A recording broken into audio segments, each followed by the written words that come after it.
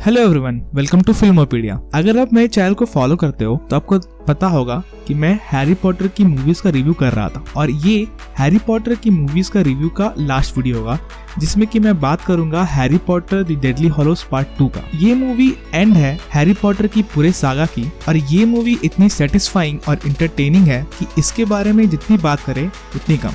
पर वीडियो शुरू करने से पहले please take a moment and subscribe to my channel. With that being said, let's get started.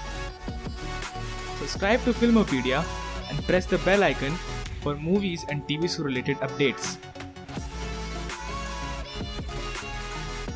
ये मूवी हैरी पॉटर की बाकी सारी मूवीज से सबसे ज्यादा फास्ट पेस्ड है। इस मूवी में इतने जल्दी जल्दी इवेंट्स होते हैं कि आप उन्हें मिस नहीं करना चाहते हो। जैसे ही आप मूवी में इन करते हो आपको एक ड्रैगन देखने को मिलता है जिसके हेल्प से हैरी पॉटर और उसके दोस्त हॉगवर्ट्स वापस जाते हैं और फाइनली इस मूवी में हमें हॉगवर्ट्स देखने को मिलता है। Harry Potter the Deathly Hallows part 1 में हमें हॉगवर्ट्स को देखने को नहीं मिला था जो कि मुझे पसंद नहीं आया था। पर इस मूवी में जैसे ही हैरी पॉटर और बाकी सारे लोग हॉगवर्ट्स पहुंचते हैं तो हमें पता चलता है कि सारे लोग अब हैरी पॉटर पे विश्वास करते थे और हैरी पॉटर के साथ जुड़ना चाहते थे। वो हैरी पॉटर की मदद करना चाहते थे द डार्क लॉर्ड वोल्डेमॉर्ट को हराने के लिए। इसी सब के आगे हैरी पॉटर को जब स्नेप समन करता है हॉगवर्ट्स के हॉल में तो हमें एक बहुत ही बेहतरीन सीन मिलता है जहाँ पर हैरी पॉटर खुद सामने आकर स्नेप से कन्फ्रंट करता है और उसे बोलता है कि हाँ मैं यहाँ हूँ, जो करना है कर लो। उसके बाद हमें स्नेप और प्रोफेसर मैकगोनागल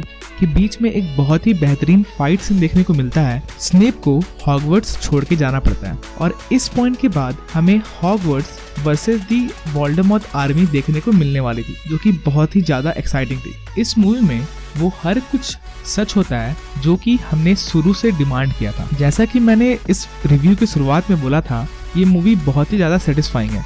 इसमें ऐसे ऐसे कैरेक्टर मोमेंट्स है और इतने इमोशनल कैरेक्टर मोमेंट्स है कि आप इस मूवी को देखते हुए कभी बोर नहीं हो सकते। पार्ट 1 की ही तरह इस मूवी में भी हैरी और उसके दोस्त हॉकरक्स को डिस्ट्रॉय कर रहे थे पर लास्ट के 2 हॉकरक्स बाकी थे जिसमें से एक नगीनी थी यानी वोल्डेमॉर्ट का सांप और एक हैरी खुद था जो कि हैरी को बाद में पता चलता है। और साथ ही साथ इस मूवी में हमारा फेवरेट कैरेक्टर स्नेप मार जाता है जो कि पूरे हैरी पॉटर सीरीज में सबसे इमोशनल सीन है मेरे लिए। और आपके लिए सबसे इमोशनल सीन क्या था ये मुझे आप कमेंट सेक्शन में जरूर बताएं। बाकी स्नेप के मरने के बाद हमें स्नेप की हिस्ट्री के बारे में पता चलता है कि कैसे वो हैरी पॉटर की मदर यानी लिली पॉटर से प्यार करता था।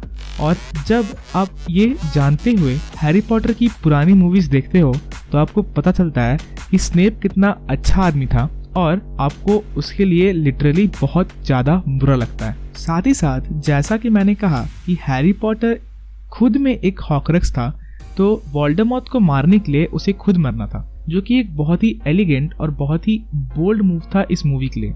जेके रोलिंग की राइटिंग हमें इस मूवी में बहुत ही अच्छे से प्रेजेंट करके दिखाई गई है। जब हैरी पॉटर वोल्डेमॉर्ट को जंगल में कन्फ्रंट करने जाता है उससे पहले हमें एक बहुत ही इमोशनल सीन मिलता है जहां पर उसके पापा, मम्मी, सीरियस और बाकी सारे लोग उसे समझाने आए थे कि सैक्रिफाइस करने से ही आप इस दुनिया को ठीक कर सकते हो। आगे चलकर जब हैरी पॉटर मर जाता है, हाँ हैरी पॉटर को वोल्डेमॉर्ट मार देता है, तब हमें इस मूवी में डम्बलडोर भी देखने को मिलता है जो कि हैरी को समझाता है कि कैसे वोल्डेमॉर्ट हार सकता है। लास्टली जब वोल्डेमॉर्ट हैरी पॉटर की बॉडी को लेके हॉगवर्ट्स वापस आता है अपनी जीत का जश्न मनाने, तब नेविल के द्वारा हमें एक बहुत ही ब्यूटीफुल और बहुत ही इनकरेजिंग स्पीच मिलती है जो कि नेविल के कैरेक्टर को बहुत ही बूस्ट कर देती है। उसके बाद ऐसे सीन्स आते हैं जो कि बहुत ही ज्यादा इंटरटेनिंग और बहुत ही ज्यादा सेटिस्फाइंग है। हैरी पॉटर मर के फिर से जिंदा हो जाता है और लास्टली हमें हैरी पॉटर और वोल्डेमॉर्ट के बीच एक एपिक शोडाउन मिलता है जहाँ पर ऑब्वियस की बात है कि वोल्डेमॉर्ट हार जाता है और वोल्डेमॉर्ट मेल्ट कर जाता है या धूल में मिल जाता है। शायद थैनोस की उंगली का असर उस पे उस समय हुआ था। लास्टली जब सब कुछ खत्म हो जाता है तो हैरी पॉटर जब हॉगवर्ट्स में एंटर करता है तो हमें एक बहुत ही सेटिस्फाइंग और बहुत ही हैप्पी सीन मिलता है जहाँ पर हैरी पॉटर अपने सारे दोस्तों को देखता है और ये सोचता है कि हम कितने दूर आए और हमने कितने यूनिटी के साथ वोल्डेमॉर्ट को आखिरकार हरा दिया। लास्टली इस सीरीज के अंत में हम देखते हैं कि हैरी पॉटर, रॉन और हरमाइनी सारे बड़े हो गए हैं और वो अपने बच्चों को हॉगवर्ट्स छोड़ने जा रहे हैं। सो मेरे हिसाब से हैरी पॉटर यूनिवर्स को इस मूवी से बेहतर एंडिंग नहीं मिल सकती थी। मूवी की स्टूडियो और इस मूवी के डायरेक्टर डेविड येट्स ने बहुत ही अच्छा काम किया इस मूवी को बनाते हुए। इस मूवी का डायरेक्शन, सिनेमेटोग्राफी, कैमरा वर्क और साउंड म्यूजिक बहुत ज़्यादा अच्छा था और ये मूवी डिजर्व करती है कि मैं इसे फुल स्कोर दूं। यानी इस मूवी को मैं 10 आउट ऑफ 10 रेट करने वाला हूँ। आप इस मूवी को कैसा रेट करते हो ये मुझे कमेंट सेक्शन में बताएं और मेरे चैनल को सब्सक्राइब करना ना भूलें।